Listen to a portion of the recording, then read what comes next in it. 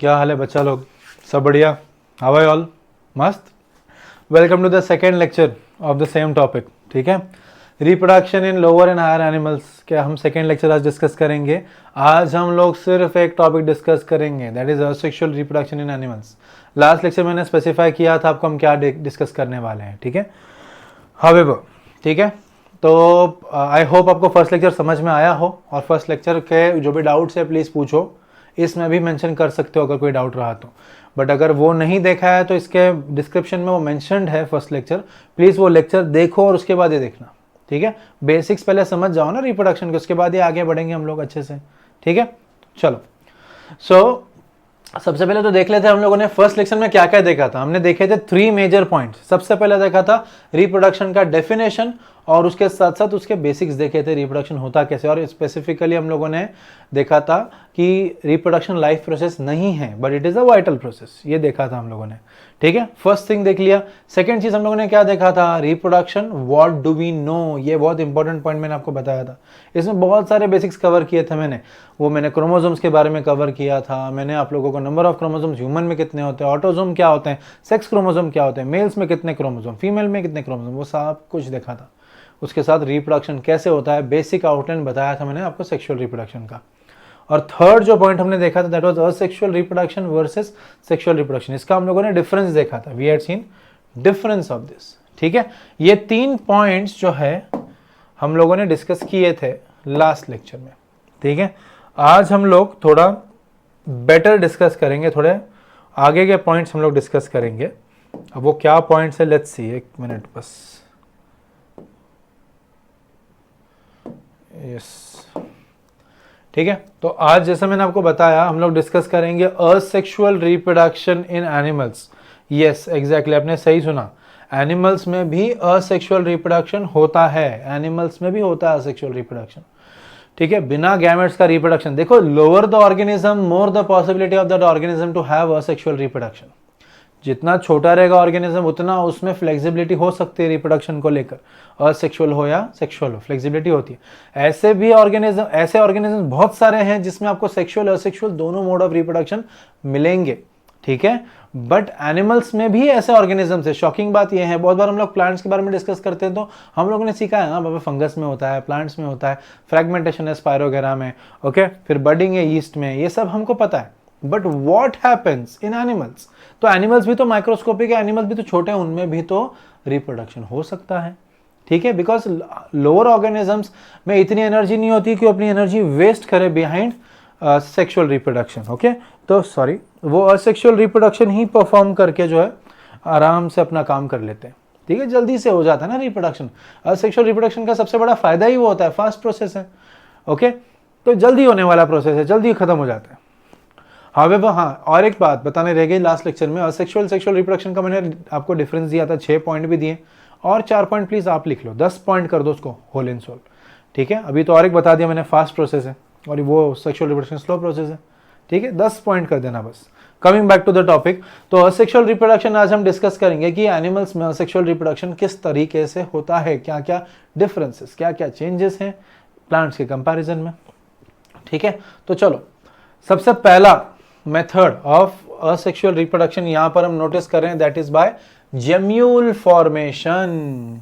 11th याद है, 11th standard में एनिमल क्लासिफिकेशन का चैप्टर था किंगडम एनिमलिया। किंगडम एनिमलिया में आप लोगों ने डिस्कस किया था सबसे पहला फाइलम पॉरीफेरा।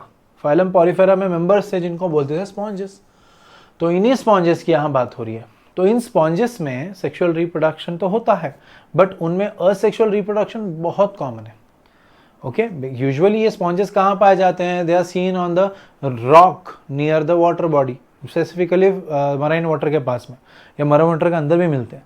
तो ये स्पॉन्जेस वहाँ पर दिखते हैं। तो इनमें बहुत बार हार्श कंडीशन आ जाता है, धूप हो गई, बारिश बंद हो गई तो पानी का लेवल नीचे आ जाता है, और जिसकी वजह से दे एक्सपोज टू द सन। और इनको पानी बहुत ज़रूरी है रिप्रोडक्शन के लिए, सर्वाइवल के लिए। अगर पानी नहीं है तो ये सर्वाइव कैसे करेंगे? उस टाइम पर ये क्या कर देते हैं, ये ऐसे छोटे छोटे बॉल्स बना देते हैं, देख रहे हो आप। सडनली सर्वाइवल के लिए बॉल्स बनाने पड़ते हैं, और ये बॉल्स कब वापस जर्मिनेट होंगे, ये बॉल्स कब फंक्शनल रहेंगे, जब पानी रहेगा तब।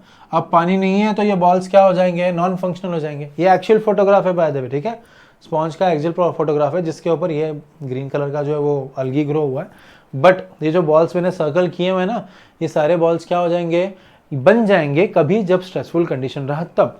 और जैसे स्ट्रेसफुल कंडीशन हट गया, जैसे पानी फिर आ गया, फिर ये जर्मिनेट हो जाएंगे या फिर ये ग्रो होने लग जाएंगे, ठीक है।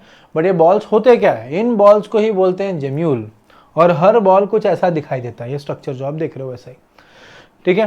हर बॉल में एक थिक कोट कवरिंग होती है। ऑब्वियसली अभी ये लाइफ को बचाने की कोशिश करे स्ट्रेसफुल हार्मफुल कंडीशन में, तो उसको प्रोटेक्टिव एक कवरिंग चाहिए, ये होता है ऊपर से, ठीक है। तो ये आउटर मेम्ब्रेन है और उसके अंदर ना स्पिक्यूल्स होते हैं, देखो मोन एक्सॉन स्पिक्यूल्स, ये कैल्शियम सॉल्ट्स के बने हुए कांटे वाले स्ट्रक्चर्स होते हैं। और यहाँ पर भी जो अंदर आप फील्ड देख रहे हो स्ट्रक्चर, ये भी उसको प्रोटेक्ट करता है। और इसी के अंदर आप देखोगे छोटे छोटे सेल्स होते हैं जो स्पॉन्जेस बना सकते हैं। Each cell is responsible for formation of a new sponge, ठीक है, उनको बोलते हैं आर्कियोसाइट्स। तो ये हर आर्कियोसाइट एक स्पॉन्ज ऑर्गेनिज्म बना सकता है, ठीक है।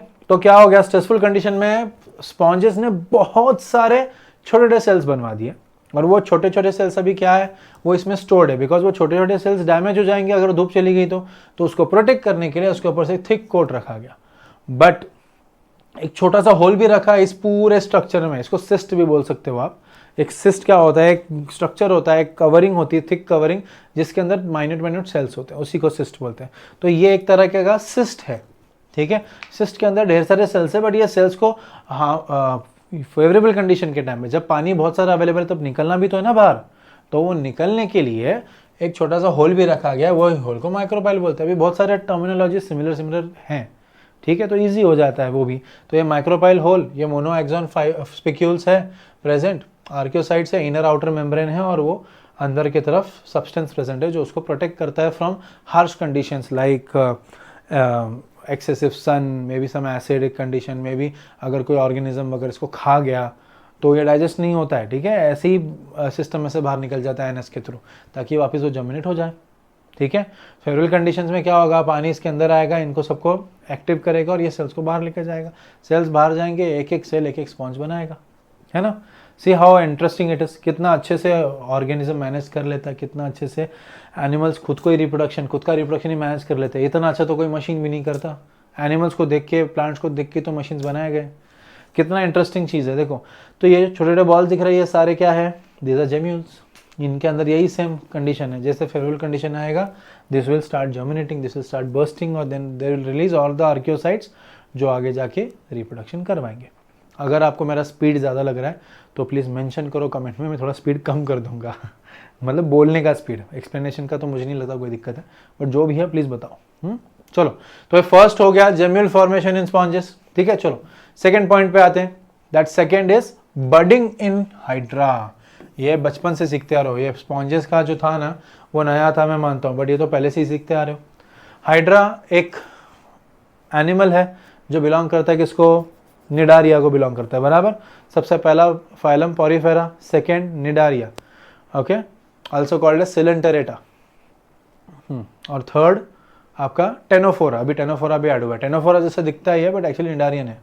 देखो टेंटाकल्स है ना ऊपर, टेंटाकल्स और ये बॉडी अटैच्ड बॉडी जो मूव नहीं कर सकता, ये इसीलिए उसको ही बिलोंग करता है। तो उसमें दो और तरह के ऑर्गेनिज्म थे ना, एक पॉलिप्स थे, एक मेडुसा थे, एक मूव कर सकते, एक मूव नहीं कर सकते, याद करो, ठीक है। तो दिस इज हाइड्रा, ये स्ट्रक्चर आप देख रहे हो हाइड्रा का। हाइड्रा की बॉडी है, ऊपर टेंटाकल्स प्रेजेंट है, ये फूड को एक्वायर करने के लिए टेंटाकल्स होते हैं ना, ये सेंटर में माउथ होता है, ये टेंटाकल्स है, तो टेंटाकल्स मूव करके फूड को ब्लॉक जमा करके यहाँ पर लेकर आते हैं, and the hydra eats the food, ठीक है। अब हाइड्रा सेक्सुअल रिप्रोडक्शन तो करता ही है, बट उसके साथ साथ ये असेक्सुअल रिप्रोडक्शन भी करता है for fast growth and development. तो उसमें आप देखोगे हाइड्रा के लैटरल साइड पे, बॉडी के किसी एक साइड पे छोटा सा बम्प जनरेट हो जाता है, और वो बम्प धीरे धीरे बड़ा होने लग जाता है, उसको बर्ड बोला जाता है। और फिर बड़ा होते देखते हैं हम लोग कि किसी ना किसी तरह से वो हाइड्रा की तरह खुद को मॉडिफाई कर रहा है, it's somehow modifying itself like the original parent organism. तो हमको पता चल जाता है कि ये डेवलपिंग बर्ड है जो आगे जाके न्यू ऑर्गेनिज्म क्रिएट करेगा। जैसे थोड़ा बड़ा हो जाता है, फिर हाइड्रा क्या करता है, इसको खुद के बॉडी से ही डिटैच कर देता है, ऐसे यहाँ इस पॉइंट से डिटैच कर देता है खुद के बॉडी से ही, जिसकी वजह से एक छोटा सा डॉटर हाइड्रा जनरेट हो जाता है। यंग हाइड्रा है ना, लिखा है ना यंग हाइड्रा, वही डॉटर हाइड्रा है, तो डॉटर हाइड्रा बन गया, ठीक है, और ये पेरेंट तो एज इट इज़ है, वापस थोड़े दिनों में फिर बर्ड बनाएगा, फिर वापस रिलीज करेगा, है ना।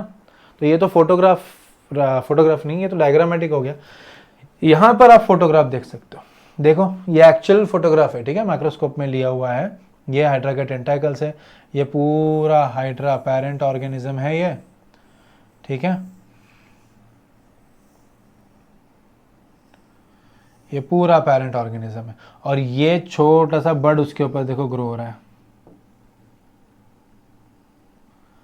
और ये बर्ड टाइम आने पर डिटैच हो जाएगा, निकल जाएगा बाहर, ठीक है। इसलिए मैंने कुछ एक्चुअल फोटोग्राफ्स भी रखे हैं आपको समझाने के लिए कि एक्चुअल में भी दिखाई देता है ऐसा ही, सिर्फ डायग्राम्स में देखा होगा आपने आजकल। Maximum students have seen this things only in diagrams, okay, understood. So this becomes your budding in hydra. Why it is called as budding? Because parent body पे एक बम्प बनता है, उसी को बर्ड बोलते हैं। और वो बम्प जब तक पूरी तरह से मैच्योर नहीं होता, पूरी तरह से कन्वर्ट नहीं हो जाता इनटू एंड कंप्लीट ऑर्गेनिज्म जो पेरेंट की तरह दिखे, तब तक वो बॉडी पे ही अटैच होता है, इसलिए वो बर्ड की तरह, इसलिए उसको बर्डिंग बोलते हैं मेथड को, ठीक है। चलो, तो थर्ड मेथड ये आपको ब्लू बॉक्स में दिया हुआ है आपके बुक में, दिस इज रीजेनरेशन, ठीक है। Regeneration is actually not considered as the method of reproduction, ठीक है। प्लानेरिया हमने पढ़ा है, हमेशा ही पढ़ते आ रहे हैं, ये देख रहे हो प्लानेरिया, ये एक्चुअल फोटोग्राफ है, ओके, लिया हुआ प्लानेरिया का। तो प्लानेरिया जो है एक ऐसा ऑर्गेनिज्म है जिसमें रीजेनरेशन की कैपेसिटी होती है। मतलब क्या होता है, यूजुअली क्या होता है ना, अगर कोई पार्ट टूट जाता है ऑर्गेनिज्म का, तो वो पार्ट निकल जाता है और एनिमल वो बचा हुआ जो पार्ट निकल गया था उस पार्ट को रीजनरेट कर लेता है, उतना सा ही पार्ट रीजनरेट करता है। बट प्लानेरिया में ना बहुत डिफरेंट कैपेसिटी है। अगर छोटा पार्ट भी टूट जाता है, वो छोटा पार्ट फुल ऑर्गेनिज्म बना सकता है, और ये जो बड़ा ऑर्गेनिज्म था जिसका स्मॉल पार्ट टूट गया था, वो स्मॉल पार्ट फिर वो अपना पार्ट रीजनरेट कर सकता है। तो ये थोड़ा यूनिक प्रॉपर्टी है जो आपको प्लानेरियम में मिलता है, रादर सारे प्लानेरियंस में मिलता है, ठीक है। छोटा सा पार्ट टूट गया, छोटा मतलब बहुत छोटा भी नहीं, अगर इतना ऑर्गेनिज्म और इतना पार्ट टूट गया तो ये this part is suppose to go and degrade, but this much part also has potential to produce whole organism. And ये जो एग्जिस्टिंग ऑर्गेनिज्म था बड़ा वाला जिसका वो पार्ट टूट गया, वो ऑर्गेनिज्म भी अपना रिमेनिंग पार्ट बना लेता है। तो ये एक यूनिक प्रॉपर्टी है, यू नो, छोटे से पार्ट से भी फुल ऑर्गेनिज्म को बना सकता है, इसलिए इसको रीजनरेशन बोलते हैं, ठीक है। बट इट इज सीन कि हाइड्रा प्लानेरिया जबरदस्ती खुद का रिप्रोडक्शन भी करवाता है रीजनरेशन यूज करके, बट उस चीज को हम लोग बहुत बार we call that as fragmentation. देखो मैंने लिखा है यहाँ पर, मुझे लगा नहीं लिखा है, फ्रैगमेंटेशन बोलते हैं उसको, ठीक है, जैसे स्पाइरो वगैरह में होता है उसी तरह से। तो इसमें क्या करता है ना, ऑर्गेनिज्म ऊपर वाला पार्ट ऑर्गेनिज्म का और नीचे वाला पार्ट एक दूसरे को बहुत ज़्यादा पुल करते हैं और फिर छोड़ देते हैं, जिसकी वजह से वो बीच में से कट जाता है। अभी वो 2 पीस बनेंगे या 3 पीस बनेंगे, वो बात की बात है, बट जो भी वो पीसेस जनरेट होते हैं, तो ये देखो ऊपर वाला पीस बन गया, ये ऊपर वाला पीस खुद को कंप्लीट कर देगा। उसको ऑरेंज कलर यूज करते रहो, ये वाला पीस खुद को पूरी तरह से कंप्लीट कर देगा, ठीक है।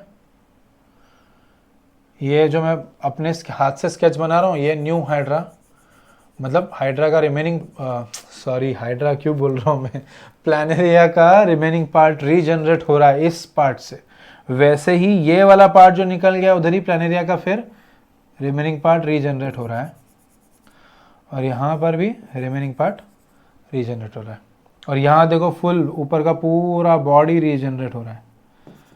तो इससे क्या इंडिकेट होता है, इससे इंडिकेट होता है कि प्लानेरिया जो है छोटे से पार्ट में से भी खुद को रीजनरेट कर सकता है, but it can even go undergo forcible breakdown, ठीक है, फोर्सिबल भी हो सकता है। वो खुद को खुद ही, हमने अभी तक क्या सीखा है कि प्लानेरिया खुद ही कट जाता है, गलती से टूट जाता है, तो टूटने के वजह से वो खुद को रीजनरेट कर लेता है। But it is also using this method for reproduction, मतलब वो फ्रेगमेंटेशन भी करवा रहा है, मतलब खुद को जबरदस्ती तोड़ रहा है ताकि वो आगे जाके पूरा ऑर्गेनिज्म फिर बना पाए, मतलब खुद को रिप्रोड्यूस कर पाए। तो ये एक्चुअल फोटोग्राफ है, अगर आप नोटिस करोगे तो यहाँ पर मैंने 3 पार्ट्स दिखाए हुए हैं। देखो ये एक ऊपर वाला पार्ट है, ओके, इसको 1 दे देता हूँ, तो ये पूरा चेन 1 का है, ओके। ये नीचे वाला पार्ट है, इसको मैं देता हूँ 2, जो यहाँ पर उन्होंने फिर दिखाया हुआ है। ये एक्चुअल में एक्सपेरिमेंट कैरी किया गया था, ठीक है, वो एक्सपेरिमेंट का ही रिजल्ट है ये। और ये आपका 3rd पार्ट है जो मैं 3 फिर दिखा रहा हूँ। देखो ये 0 DPA, 3 DPA, 14 DPA, मतलब DPA का मतलब डेज आफ्टर, डेज पर कट के बाद कितने दिन हुए वही है वो बेसिकली। तो ये पार्ट देखो थोड़ा बड़ा हो गया, फिर पूरा ऑर्गेनिज्म बन गया, यहाँ फुल ऑर्गेनिज्म बन गया। सेकंड में देखो मिडिल पार्ट था, थोड़ा बड़ा हो गया, फुल ऑर्गेनिज्म बन गया। देखो थर्ड में फिर लोअर वाला पार्ट था, थोड़ा बड़ा हो गया 3 डेज में, और 14 डेज में वापस फुल ऑर्गेनिज्म बन गया। देख रहे हो? तो ये एक्चुअल में लिविंग प्रूफ्स है, हम एक्चुअल में देख सकते हैं कि पूरा का पूरा ऑर्गेनिज्म इसमें से जनरेट हो रहा है। ये एक्चुअल फोटोग्राफ्स है, ठीक है, ये डायग्रामेटिक नहीं है, एक्चुअल फोटोग्राफ जानबूझ के डाला ताकि आप प्रैक्टिकली उस चीज़ को समझो। क्योंकि जब मैं छोटा था, जब मैं पढ़ता था, मुझे डिफिकल्टी की चीज़ में होती थी कि डायग्राम देख के क्या समझो, एक्चुअल में कैसे दिखता है ऑर्गेनिज्म नहीं पता, एक्चुअल में होता भी है ये प्रोसेस या नहीं वो भी नहीं पता, तो how will that take place, ये वाला प्रॉब्लम मैं फेस करता था। दैट इज द रीज़न मैं सोचा आप लोगों को वो प्रॉब्लम अगर होता हो तो इससे हम लोग उसको ठीक कर देंगे, ठीक है। तो देखो इसमें फिर उन्होंने दिया हुआ है अगर लॉन्जिट्यूडनली कट कर दिया तो भी ऑर्गेनिज्म 21 डेज में फुल हो गया, अगर छोटा सा सेक्शन कट कर दे तो 14 डेज में फिर वापस फुल बन गया, इतना सेक्शन कट किया तो 8 डेज में। यू कैन सी दिस, अलग अलग तरीके से उन्होंने रीजनरेशन भी स्टडी किया है उसका, बट ये पार्ट आपका किसी काम का नहीं है अभी के लिए, सिर्फ ऊपर वाला पार्ट आप समझ सकते हो, ठीक है। ऑल राइट, चलो नेक्स्ट। हाँ, अभी ये एक एडिशनल टॉपिक है जो मैं ले रहा हूँ, ठीक है, आपके बुक्स में नहीं दिया हुआ बट 10th में था ये आपको, और ये कभी कभी इस पे क्वेश्चंस भी आ जाते हैं। It is considered as a topic which is very easy to know, very easy to understand. That's the reason मैंने फिर मेंशन कर दिया है, क्योंकि एग्जाम में क्वेश्चन आ गया तो फिर कंफ्यूज मत हो जाना, ठीक है। The fourth type of reproduction जो है वो है फिजन। थर्ड टाइप हमने रीजनरेशन या फ्रेगमेंटेशन इन प्लानेरिया देखा, ये फोर्थ टाइप है फिजन। अब फिजन में एक्चुअली 2 टाइप्स होते हैं ना, ये फर्स्ट टाइप है जिसको हम बोलते हैं बाइनरी फिजन, ओके, और एक टाइप होता है जिसको बोलते हैं मल्टीपल फिजन। ये भी एनिमल्स में दिखाई देता है, बट ये बहुत लोअर एनिमल्स में दिखता है। एनिमल्स मतलब एनिमल्स को फॉर्म करने वाले ऑर्गेनिजम्स में दिखता है, प्योरली एनिमल्स में नहीं। तो अगर आपको याद रहेगा किंगडम प्रोटिस्टा, उसमें एक ग्रुप था animal like organisms, right, animal like organisms था। तो animal like organisms also known as protozoans, तो वही प्रोटोजोआ में ये डिवीजन दिखाई देता है, तो इसलिए मैंने ये इंक्लूड कर दिया है। अब इसमें एक यूग्लिनॉइड को बिलोंग करने वाला भी है यूग्लिना, बट चलता है उतना, ठीक है। तो बाइनरी फिजन मतलब क्या है, 1 से 2 सेल बनना, ठीक है। तो ये एक बाइनरी फिजन, दूसरा, थर्ड एंड फोर्थ, 4 टाइप के बाइनरी फिजन होते हैं। हमने आज तक, या आपने अगर 10th स्टेट से किया तो आपको पता होगा 3 टाइप के होते हैं, 4 टाइप फिर भी नहीं पता होगा, और अगर हमने CBC से किया हुआ तो आपको ये पता ही नहीं है, ठीक है। तो बेसिकली 1 सेल 2 सेल में डिवाइड होता है, उसी को बाइनरी फिजन बोलते हैं। और फिजन में और एक यूनिक प्रॉपर्टी ऐसी होती है कि nuclear and cytoplasmic divisions take place simultaneously. Simultaneously मतलब एक साथ, टुगेदर, साथ में होता है, ठीक है, अलग अलग से नहीं। माइटोसिस में कैसा होता है, पहले न्यूक्लियस का डिवीजन होता है, कैरियोकाइनेसिस पहले होता है, फिर साइटोकाइनेसिस होता है। यहाँ पर वैसा नहीं है, यहाँ पर एक साथ ही दोनों हो जाते हैं। अमीबा का तो याद ही रहेगा। तो यहाँ देखो एक साथ होके जस्ट ये न्यूक्लियस सेपरेट हुआ और ये भी अभी अलग अलग हो जाएंगे। देखो 1 से 2 सेल बन रहे हैं, इसी को बोलते हैं irregular binary fission. In other words also called as, irregular के जगह पे you can also use it as simple, this is also known as simple binary fission, ठीक है। Second type of binary fission जो होता है उसमें कट जो है सेंटर से होता है, इसमें कोई प्लेन, कोई कटिंग का प्लेन नहीं रहता है, ऐसा कटो कैसा भी कटो। अमीबा का वैसे भी कोई शेप फिक्स रहता नहीं है, तो उसमें कहीं से भी कट हो जाए चलेगा, इसलिए उसको सिंपल या इर्रेगुलर बाइनरी फिजन बोलते हैं। कहीं से भी 2 पीसेस में, इक्वल पीसेस में कट हो जाता है धीरे धीरे धीरे धीरे। वैसे यूग्लिना में क्या होता है, अगर आप देखो यूग्लिना में स्ट्रेट लाइन से कट हो रहा है, वो भी स्टैंडिंग लाइन, लॉन्जिट्यूडनल लाइन से कट हो रहा है, तो इसी को बोलते हैं longitudinal binary fission, standing line से कट होना, ठीक है। तो ये है आपका यूग्लिना में एग्जांपल हो सकता है। लेशमानिया भी इसका एग्जांपल है, लेशमानिया प्रोटोजोआ में आता है, यूग्लिना यूग्लिनॉइड्स में बिलोंग करता है, 4th ग्रुप ऑफ प्रोटिस्टा, ठीक है। फिर थर्ड है पैरामोशियम। पैरामोशियम में बहुत यूनिक प्रॉपर्टी दिखती है। पैरामोशियम में ना ट्रांसवर्स बाइनरी फिजन होता है, लिटरली एक हॉरिजॉन्टल लाइन बन जाता है, बस प्रॉपरली सेंटर में हाफ लाइन बन जाता है। दोनों, इसमें 2 न्यूक्लिया होता है ना, देखो 1 2, वो 2 डिवाइड हो गए, देखो एक इधर, और प्लांट और दोनों ऑर्गेनिजम्स अलग हो जाएंगे, ठीक है। 4th वाला जो है ये पैरामोशियम में, और 4th वाला जो है वो है सेराशियम में देखा है, that is called as oblique binary fission. 4 types थे ना, सिंपल लॉन्जिट्यूडनल ट्रांसफर्स मतलब हॉरिजॉन्टल एंड ऑब्लिक। ऑब्लिक मतलब ऐसा टेढ़ा कट होता है ऑर्गेनिज्म, ऑब्लिकली कट होता है, ठीक है। ये सेराशियम में दिखा जाता है। तो बाइनरी फिशन में भी 4 टाइप्स देखे हम लोगों ने, कौन से? Simple binary fission, longitudinal binary fission, transverse binary fission and oblique binary fission. 4 type देखे। इसके ओरिजिनल फोटोग्राफ्स भी मैंने नीचे लगा के रखे। ये देखो, ये आपका अमीबा, और अमीबा का सेपरेशन है, देखो कनेक्टेड है, अभी इधर सेपरेट हो गए। यूग्लिना देखो, यूग्लिना, जस्ट सी दिस, ये देखो 2 सेक्शन इधर बन रहे हैं, ये यहाँ से डिप्रेशन होता जा रहा है, ठीक है। कट बड़ा बड़ा बड़ा होते जाएगा और 2 अलग हो जाएंगे। ये पैरामोशियम देखो, ये पूरा पैरामोशियम था, थोड़ा एक्सटेंड हुआ, फिर बीच में देखो डिवीजन हो गया, बहुत अच्छे से दिख रहा है एक्चुअली। ये सब one of the best photographs मुझे जो मिला है, मैंने अलग अलग रिसर्च पेपर से निकाला एक्चुअली फोटोज, ठीक है। तो ये यहाँ से कट हो गया और फिर 2 अलग बन गए, ठीक है। और 4th है सेराशियम। सेराशियम का डिवीजन का तो नहीं मिला मुझे एग्जैक्ट फ्यूजन का, बट सेराशियम ऑर्गेनिज्म मिल गया। ये एक टाइप का अलगी है, जो ये इसका ऊपर का पार्ट है, जो दिख रहा है ना अम्ब्रेला टाइप पार्ट, ये अम्ब्रेला टाइप पार्ट मैंने इधर, ये ऊपर ये वाला पार्ट है, और ये नीचे टेल वाला पार्ट ये इधर है। तो इधर ही एक ऑब्लिक कट हो जाता है ऊपर की तरफ, ठीक है। तो these are 4 types of binary fission which could be asked in exam, so please be prepared, that's the reason I have taken, ठीक है। चलो बढ़ते हैं आगे। Next type of fission, that is second type of fission, is multiple fission. अभी binary fission में क्या हो रहा था, एक सेल डिवाइड होकर 2 सेल बनाते हैं। वो बहुत बार एक जनरल कंसिडरेशन होता है डिवीजन का, बहुत जनरल टाइप का डिवीजन है वो, बहुत जनरल, मतलब सेल को डिवाइड करना, रिप्रोड्यूस करना, तो वो मेथड यूज कर लेगा। बट मल्टीपल फिजन ऐसा नहीं है। मल्टीपल फिजन में आप नोटिस करोगे कि ये तब होता है यूजुअली जब सेल बहुत ज़्यादा स्ट्रेस में होता है।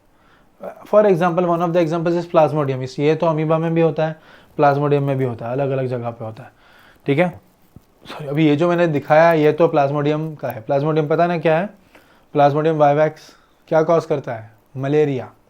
फीमेल एनोफिलिस मस्कीटो के ब्लड में या उसके प्रोब में ये प्रेजेंट होता है। तो जब वो प्रोब को इंसर्ट करता है for sucking the blood of human being, उस टाइम पे क्या होता है, ये प्लाज्मोडियम वाइवैक्स एंटर कर लेता है। बहुत सारे प्लाज्मोडियम्स डिजीज कॉज करते हैं, but Plasmodium vivax one of the most common है। तो प्लाज्मोडियम वाइवैक्स अंदर ब्लड में एंटर कर लेता है और अपना साइकिल कंप्लीट करता है और हमको मलेरिया कॉज करवाता है। तो ये प्लाज्मोडियम का दिखाया मैंने, ये अमीबा में भी होगा, ठीक है। इसमें बाइनरी फिजन भी होगा, बट वो नॉर्मल कंडीशन में, स्ट्रेस कंडीशन में मल्टीपल फिजन, ठीक है। सो बहुत ज़्यादा स्ट्रेस कंडीशन हो जाए तो क्या हो जाता है, एक सेल बहुत सारे डिविजन्स करके खुद का साइज छोटा कर देता है, मल्टीपल सेल्स बनाता है, छोटे छोटे सेल्स बना देता है, बट उनके न्यूक्लियस प्रोमिनेंट होंगे और साइटोप्लाज्म में बहुत सारा न्यूट्रिशन होगा, क्योंकि पता नहीं ना कितने टाइम तक वो उसको एनर्जी नहीं मिलेगी, कितने टाइम तक वो स्ट्रेसफुल कंडीशन में रहेगा। और उसके ऊपर एक स्ट्रॉन्ग स्ट्रक्चर बन जाता है, एक हार्ड स्ट्रक्चर बन जाता है, जिसको बोलते हैं सिस्ट, प्रोटेक्टिव सिस्ट बन जाता है, ठीक है।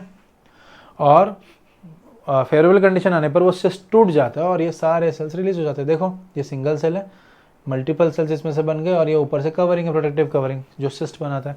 और फिर टाइम आने पर ये सिस्ट ब्रेक हो जाता है और डॉटर सेल्स रिलीज हो जाते हैं, और सारे के सारे सेल्स फिर ऐसे सेल्स बनाएंगे। समझ में आ रहा है? तो मल्टीपल डिविजन एक साथ हो गए ना, क्लीवेज बोलते हैं इस डिवीजन को, मल्टीपल डिविजन एक साथ हो गए, तो इतना बड़ा सेल इतने छोटे सेल्स में कन्वर्ट हो गया, बहुत सारे सेल्स बनाए ना, और उसने साइज अपना बढ़ाया भी नहीं। तो मल्टीपल सेल्स एक ही बॉल में प्रेजेंट है, ठीक है। बहुत बार ना इस प्रोसेस को सिस्ट फॉर्मेशन, मतलब इस प्रोसेस को एनसिस्टेशन बोलते हैं। क्या बोलते हैं? एनसिस्टेशन। ये वाले इतने ही प्रोसेस को, बस सिंगल सेल से ये सिस्ट बनने तक, सिस्ट बन रहा है ना, इसलिए इसको एनसिस्टेशन बोलते हैं। और जब यही सिस्ट फटता है नॉर्मल कंडीशंस और इन फेवरेबल कंडीशंस, इसको बोलते हैं एक्सिस्टेशन। बहुत सारे बुक्स में एक्सिस्टेशन को स्पोरुलेशन भी लिखा हुआ है।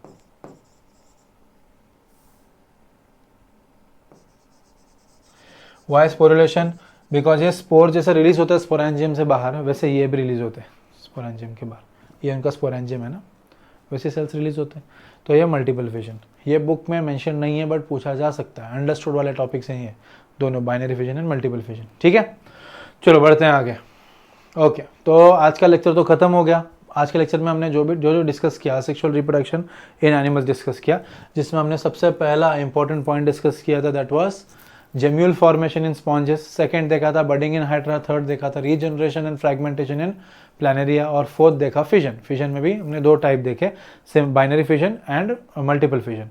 बाइनरी फिजन में हमने 4 टाइप देखे। कौन से 4 टाइप देखे हम लोगों ने? We saw first that was simple binary fission और irregular binary fission, second longitudinal binary fission, third transverse binary fission and fourth oblique binary fission. ठीक है, मल्टीपल फिजन में कोई टाइप्स नहीं देखा हमने, तो ये हमने पूरा आज के लेक्चर में लिया। ठीक है, नेक्स्ट लेक्चर में मैं क्या क्या डिस्कस करने वाला हूँ। ठीक है, स्टार्टिंग के इसके 1-2 लेक्चर ही कम रहने वाले, मतलब लो टाइमिंग के रहने वाले, उसके बाद बढ़ जाएगा टाइमिंग।